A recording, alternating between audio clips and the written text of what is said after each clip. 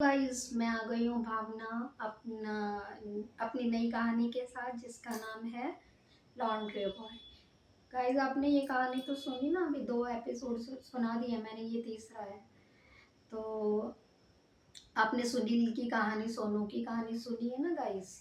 तो अब क्या होता है कि वो पता नहीं चल रहा होता कि वो 2 बच्चे और उनके पिता कहाँ गायब हो गए हैं। तो अब सोनू अ, पुलिस तो कर रही थी इन्वेस्टिगेशन, लेकिन अब सोनू सोचता है कि मैं अपने तरीके से करता हूँ लॉन्ड्री बॉय। अब लॉन्ड्री बॉय फिर कपड़ा लेने आता है, लेकिन अंकल और उसकी बेटियों का कुछ नहीं पता चलता, तो वो बड़ा उदास होता है, दुखी होता है। वो गार्ड के पास जाता है, गार्ड से बात करता है कि कुछ पता नहीं चल रहा है कि अंकल, उनका नाम होता है दीनानाथ। वो बोलता है दीनानाथ अंकल, दीनानाथ दुबे होता है उनका नाम, कि दीनानाथ दुबे और उनकी बेटियों का, चिंकी पिंकी का पता चला। तो वो बोलते हैं कुछ पता नहीं चल रहा है कि पता नहीं कहाँ गए हैं वो। कि मिस्टीरियस तो बस यही है ना कि बाहर से लॉक है और अंदर, बाहर से मतलब कोई ताला नहीं है, अंदर से घर लॉक होने पे वो गायब कैसे हैं।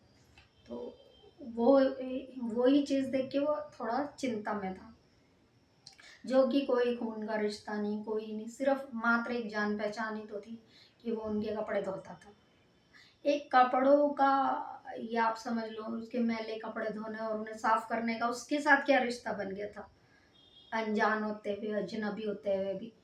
तो जहाँ खुद के रिश्तेदार अपने रिश्तेदारों की परवाह नहीं करते, वो कहाँ है, क्या कर रहे हैं, क्या नहीं कर रहे हैं, वहाँ एक एक धोबी जो सिर्फ कपड़े धोया करता था, तो उसे कितनी चिंता थी अपने उस मालिक की, जहाँ जिसका वो कपड़ा धो रहा था, जिसका कि उसका काम था वो उनकी सेवा करना। उस सेवा के बदले उसे धन मिलता था, लेकिन वो उस धन से भले ही उसका गुजारा चल रहा था या उसका एक काम था, उसका प्रोफेशन था, लेकिन यहाँ देखो एक रिश्ता भी तो बन गया था ना उसका अपने मालिकों के साथ। तो वो कितना चिंतित था उनके ना मिलने पे।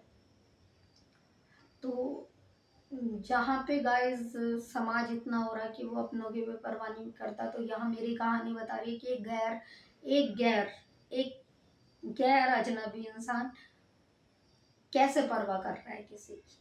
तो क्या उसका लगाव उन लोगों के साथ था जो उसे नजर नहीं आ रहे थे, उनकी कितनी फिक्र थी उन्हें।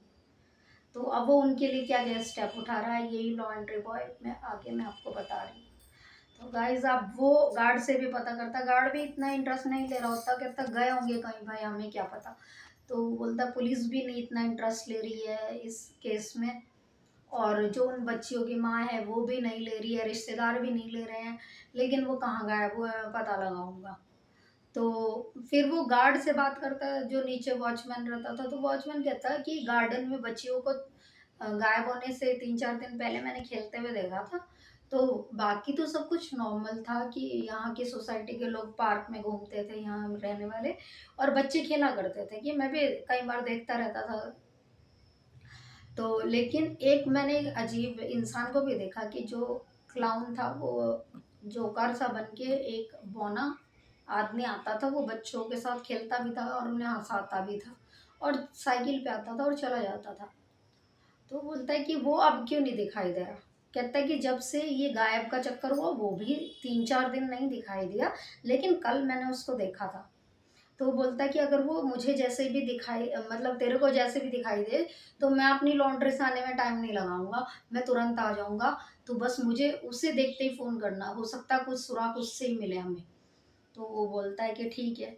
तो गार्ड गार्ड को वो अपना नंबर तो दे के चला जाता है कि जैसे उस बोने को देखोगे, जोकर को, अब मुझे बता देना। कहीं ना कहीं मुझे शक है कि वो जोकर का और बोने का मामला इस केस से जुड़ा हुआ है। तो कि मैं इन्वेस्टिगेशन अपने तरीके से करूँगा। तो बोलता है यार क्या दूसरों के चक्करों में पड़ रहा है। गार्ड बोलता है मैं इन झमेले में नहीं पड़ता हूँ, और अपने काम से काम मतलब रखता हूँ, तू भी अपने काम से काम मतलब रख। नहीं मिल रहा तुझे लॉन्ड्री का कपड़ा, ना मिले दूसरा घर देख ले। तो कहता है बात लॉन्ड्री के कपड़े की नहीं है, बात मालिक और नौकर की भी नहीं है।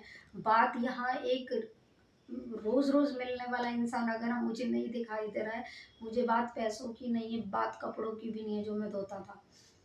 बात ये है कि मेरा जो वो मालिक था वो मुझे नहीं दिखाई दे रहा है, जिससे जो मुझे मिलता था, और मुझे उसकी फ़िक्र है।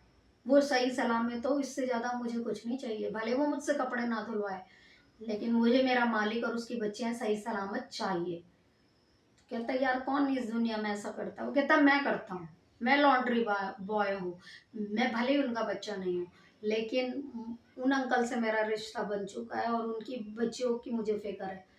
तो बोलता है, ठीक है भाई, अगर वो मुझे नाटा बौना मिला तो मैं तो दिखा तो मैं तुझे ज़रूर बताऊँगा।